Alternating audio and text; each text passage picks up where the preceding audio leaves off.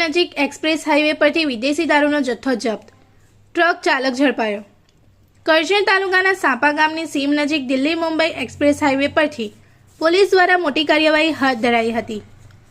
Operation પરાક્રમ અંતર્ગત વડોદરા ગ્રામ્ય પોલીસની એલસીબી ટીમે બંધ બોડી ટ્રકમાંથી મોટી માત્રામાં ભારતીય બનાવટનો વિદેશી દારૂનો જથ્થો જપ્ત કર્યો હતો।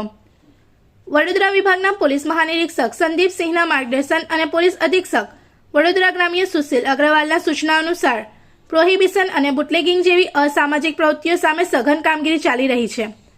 તે અનુસંધાને વડોદરા ગ્રામ્ય એલસીબીના પોલીસ ઇન્સ્પેક્ટર કે.આર. સિસોડિયાના માર્ગદર્શન હેઠળ ગત રાત્રે પેટ્રોલિંગ દરમિયાન બાતમી મળી હતી કે ટાટા કંપનીની બંધ body truck number KA51 AL 1698માં ગેરકાયદેસર દારૂ ભરાઈ વડોદરા તરફ આવી રહ્યો છે। બાતમીના આધારે કરજણ પોલીસ સ્ટેશન હદમાં સાપા ગામ નજીક એક્સપ્રેસ હાઈવે પર નાકાબંધી ગોઠવી શંકાસ્પદ ટ્રકને કોર્ડન કરી ઝડપી લેવામાં આવ્યો હતો। ટ્રકની તપાસ દરમિયાન પુઠ્ઠાના બોક્સમાં છુપાવેલો ભારતીય બનાવટનો વિદેશી દારૂ મળી આવ્યો હતો। પોલીસ તપાસમાં કુલ 985 પેટીઓમાંથી 47,280 બોટલ કિંમત ₹1,47,51,360 મળી આવી હતી।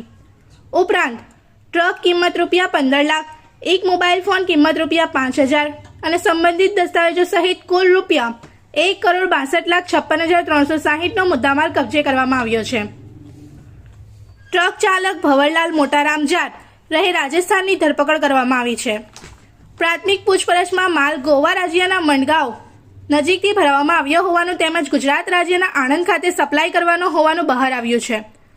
આ અંગે કરજણ પોલીસ સ્ટેશનમાં પ્રોહિબિશન અધિનિયમ હેઠળ गुनो नोंधाई आगनी कायदेसरनी कार्यवाही हाथ धरवामां आवी छे। इस वीडियो को लाइक करें, हमारे चैनल को सब्सक्राइब कर बेल आइकन जरूर प्रेस करें हमारी न्यू वीडियो सबसे पहले देखने के लिए।